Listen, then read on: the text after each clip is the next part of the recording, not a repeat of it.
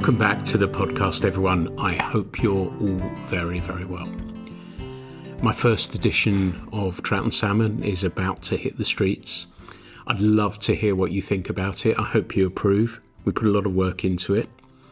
It's going to look a little bit different, but there's going to be some familiar things in there as well. And looking ahead, what we're going to do is make a few more changes as well. So you'll see those in future editions as well.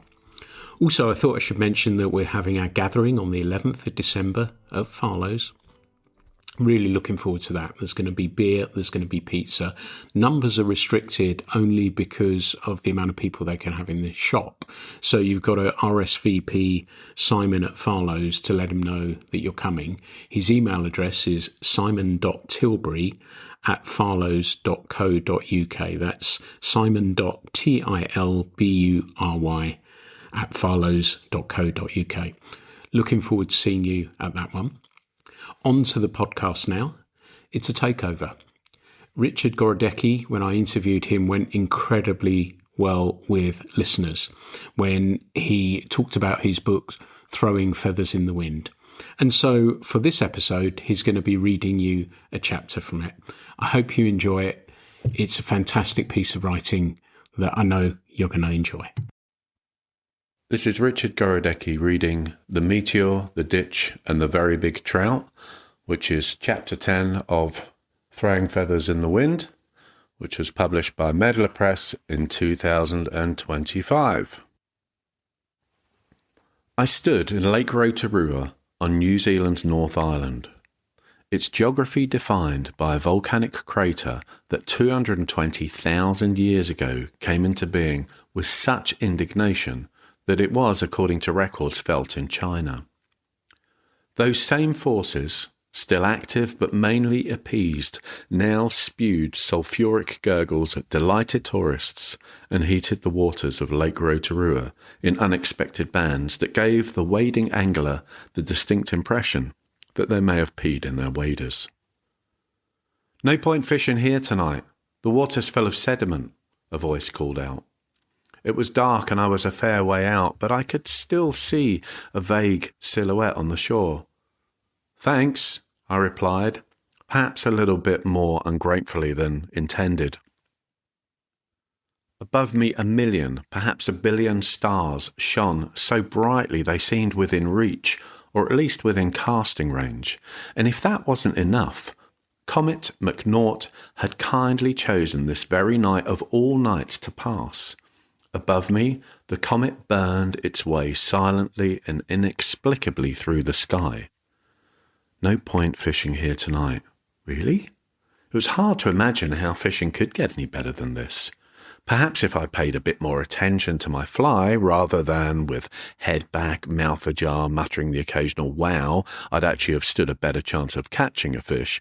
But this was the perfect night to be fishing. Much later, I wandered back along the river that eventually led to the camper van and my family. This bland lump of functional efficiency had been my home for the past 7 weeks. It had taken us to the most unimaginably beautiful places, and I'd grown very, very fond of it. It had taught me a great lesson about how little is needed to be happy. None of the couldn't live without items from our life back home were missed, with the exception of a bathtub, which, due to airline weight restrictions, had to be left at home. All we actually needed were each other, a bed, a cooker, a roof, a few books, and approximately half a ton of fly fishing equipment. A simple life indeed. I met Miles, the fishing guide, at 8 a.m. We drank coffee and Miles gave me the guide interview. The guide interview is a technique that all great guides employ. By asking a few seemingly random, innocuous questions, they can peer into your very angling soul. They'll ascertain your exact skill level and instantly tailor the day so that you aren't reminded too often that you're not half the angler you imagine you are. Miles read me and gave me my options. We could go for some classic New Zealand dry fly fishing, sight fishing for browns and rainbows around the £5 bracket on a really beautiful stretch of river, which of course sounded perfect. Or he could take me somewhere a little bit different. He described with obvious and infectious enthusiasm the ditch. The fishing was close to impossible. It would be very, very difficult to hook a fish, and even in the unlikely event that we did hook something, landing it would be verging on the miraculous. It was, to all but the insane, a completely unfishable piece of water. But he guaranteed I would get to cast at some of the biggest trout I'd ever seen, and many would be in double figures. I told Miles that I'd really like some classic New Zealand dry fly fishing. I even managed to keep a straight face for a few moments, and then we drove to the ditch. New Zealand guides can get pretty protective about their special spots. Given the choice, they'd much rather blindfold you and throw you in the boot of their car, but this sort of behaviour can negatively affect tipping. I've learnt not to ask the guide too many questions about a water's location, and in return, they seem to spend a bit less time driving round in circles to throw my sense of direction. Tell me about the ditch, Miles. Well, it's a very small stream. How small? About 10 foot wide. It's really overgrown. How overgrown? You can't really cast? Apart from a few spots? You can't cast. Oh, not in any traditional sense. Bow and arrow casts work, but a lot of the time you just throw a nymph in front of a fish or lower it from the rod tip. You throw it with your hand, as in throw it. Yep. What sort of tackle do you use? An 8-weight rod and a 20-pound leader. I laughed out loud, and I might have slapped my knee. Miles wondered what the joke was. We eventually arrived somewhere. There was no water in sight, but it's not so unusual. There's often a lot of hiking involved in fishing in New Zealand, or tramping as they like to call it. Neither hiking nor tramping quite conveys the challenge that getting to good fishing can be. You may find yourself clambering over giant ankle-breaking boulders for miles, or clambering down a cliff face with your heart in your mouth and your rod between your teeth. But the further and harder you're willing to go, the better the fishing will be. There's a simple equation to spur you on. If you're willing to walk further than 99% of the other anglers, you get to fish water that only gets 1% of the angling pressure. I strung up my 6-weight rod under Miles's disapproving eyes, and he strung up the 8-weight for backup. Here we go, he said, dropping onto all fours and disappearing into the thicket. I followed Miles down through a sloping tunnel of bushes and shrubs. I kept my eyes peeled for rabbits with pocket watches and Cheshire cats, but saw neither. Unless you've recently dug your way out of a prison with a teaspoon or you're wearing nappies, you probably haven't spent too much time crawling around on all fours. Let me tell you, it's a crap way to travel any distance. Eventually the undergrowth spat us out at the edge of a small stream. We gently crawled to the edge and peered into the unbelievable. I wouldn't write about the ditch if I didn't have photographic evidence. I probably wouldn't even talk about it. There'd be no point. No one would actually believe me. And after a while, perhaps I wouldn't believe myself. Was the stream really that small, and were the fish really that big? But I have pictures as evidence, and I look at them often enough to stop me from questioning my memory. Below me, perfectly framed in a window of sunlight that had somehow found its way through the dense canopy, hovered 2 fish. 2 wild brown trout, beautifully marked and gigantic, like a pair of Fabergé submarines. Miles held up 8 fingers to indicate the approximate weight of the larger fish in pounds. 8 fingers. The smaller fish may have been half a pound less. If I hadn't already been lying on the ground, I might have fallen into a similar position. Here, forgotten in the ditch, as promised, swam the most excessive dreams of anglers. A thought rose to the surface. You may never, ever have an opportunity like this again. Whatever you do, don't mess it up. It's nothing like these little pep talks we give ourselves when we're under pressure. I'm sure they start with the best intentions. We backed away from the edge and Miles tied on a seriously ugly creation. It was something along the lines of a copper john with the addition of rubber legs and a serious attitude problem. Most importantly, Miles pointed out the pattern was tied on a heavy-gauge carp hook. A 20-pound leader suddenly seemed a little on the delicate side. Miles gave me the lowdown on the technique. I would have to strike hard. This was not so much for hook hold, but to disorientate the fish. A disorientated fish would buy us a little time. It would be less likely to swim for cover straight away and give a tiny window of opportunity to net the fish before it got really annoyed or guide it into more open water. If the fish did make a run for cover, the 20-pound leader might give us enough muscle to turn the fish, but if it really, really wanted to go, I'd have to let it. Miles would then employ Plan B. It'd be a real shame to reveal the details of Plan B at this stage, so I'll save that for later, for when it was employed. He then added that some of the fish do top the 20-pound mark, in which case there's no point even casting a line. There's absolutely no hope of landing such a fish, and would move on to find a smaller fish. I forced a deep breath. I was acutely aware of my own presence. I felt clumsy and awkward. My heart, surely Miles could hear that. It was like the booming bass line of an 18-year-old's car stereo in an underground car park. I peeled my tongue off the roof of my oh-so-dry mouth and murmured something incomprehensible.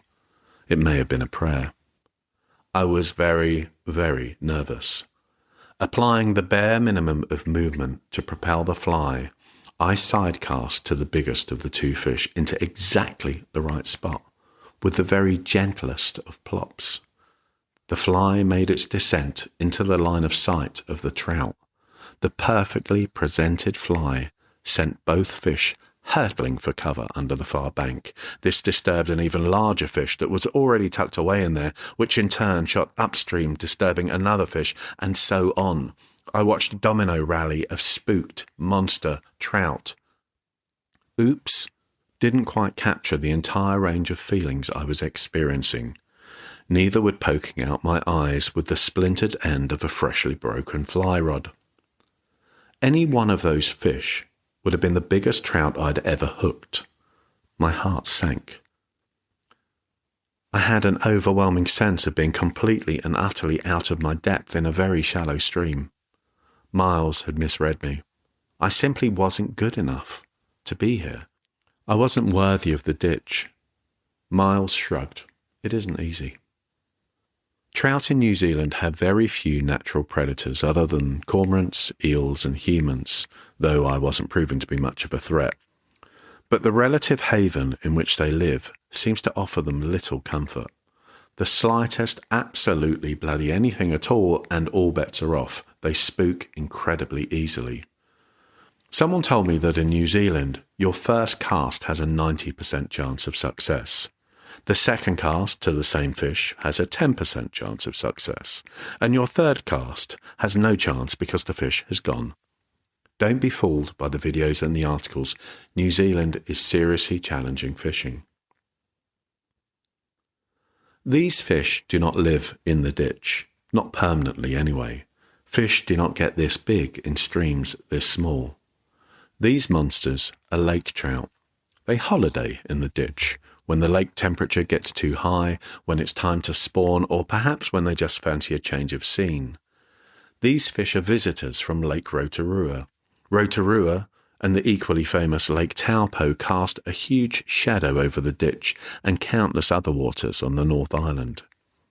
Since the likes of Zane Grey in the 1930s first dipped a line into their waters and then a pen into ink, their names and reputations have grown to legendary proportions. There's not a book written about the world's greatest angling destinations worth the paper it's printed on that doesn't pay homage to these magnificent waters. For the likes of Miles and the more adventurous angler, it's an absolute blessing. There are still secrets. Big fish swim in the overlooked and the ignored. We quietly padded down the bank, keeping low, and at times dropped to our knees as if praying to the god of big trout. We crept, crawled, and clambered, and all the time I wondered if my chance had passed. Perhaps my trout domino rally was to be my only sport for the day. With a raised finger, Miles signalled me to stop. I scanned the water. There, at the bend ahead, tight to the bank, lay a monster of a fish. A monster. It was wider across the shoulders that many of the fish I had caught had been long. "It's a very big fish," Miles hissed. I nodded and quietly peeled line away from the reel. The previously soft click of the spool suddenly sounded like a kid running a stick down a fence. I checked the hook, the leader, and the canopy. There was a gap in the foliage just big enough for a backcast to extend. I cast. The cast was bad. In fact, it was terrible. Thankfully, it was such a bad cast that it fell short and the monster remained unaware of my indiscretion. I really needed to contain my nerves. My hands were shaking so much it was registering on the rod's tip. I tried to remind myself that I was fishing rather than trying to choose between the red and the black wire of an unexploded bomb. I took a couple of breaths and cast again. This time, the cast was right. The type you know is right before the loop has unfurled. Those rare moments when the rod becomes an extension of your arm and a cast reaches out as surely as a finger to a switch. The bug plopped a few feet in front of the fish, far enough for it to sink to the right depth as it passed. Time slowed. I watched the movement of the line and the stillness of the trout. There was the slightest perceivable twitch of a fin, and the line stalled in its drift. I struck solid. There was a pause, a frozen moment, a silent non-time, like the pause of a roller coaster as it reaches the heights of its climb before hurtling into a series of terrifying loops. Then the water exploded, as if someone had thrown a paving slab from a very great height. The fish accelerated towards the submerged jungle ahead. Its power was impossible. I locked down the reel with my palm and hooped the rod, cork creaking into as much side strain as I dared. The fish kited around on its short leash. It swam past, and its size took my breath with it. The small stream only amplified its monstrous proportions. There was at least 50 feet of reasonably safe water in this direction. If I could keep the fight in this area, there was perhaps some chance. The fish powered down the stream and I tightened up the drag. It had very little effect. What if it decided to keep swimming? If the fish so desired, there would be little I could do to stop it swimming all the way back to the lake from where it came. Right now, it certainly seemed to so desire. I would have to turn the fish again. I considered my strategy. I didn't have one.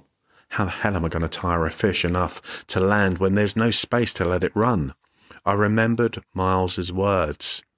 Even in the unlikely event that we did hook something, landing it would be verging on the miraculous. To lose this fish now would be concentrate. I needed to turn the fish. Again, I locked down the reel with my palm and applied side strain. The fish merely applied equal pressure in the opposite direction and continued ploughing on. I quickly switched the angle of the rod so it pulled on the opposite side of the fish, an old carp fishing trick. This, combined with the force the fish was already applying in this direction, spun it 180 degrees. Trout judo. It swam back towards me and I raced to get the line back on the spool. It was at this point that the fish really put its foot down. With a bow wave of determination, the fish hurtled towards me and through my legs.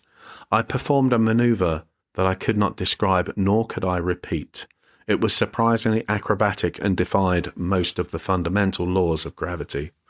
I turned just in time to see the fish as it disappeared into the submerged forest. I could feel the line grating against roots and branches.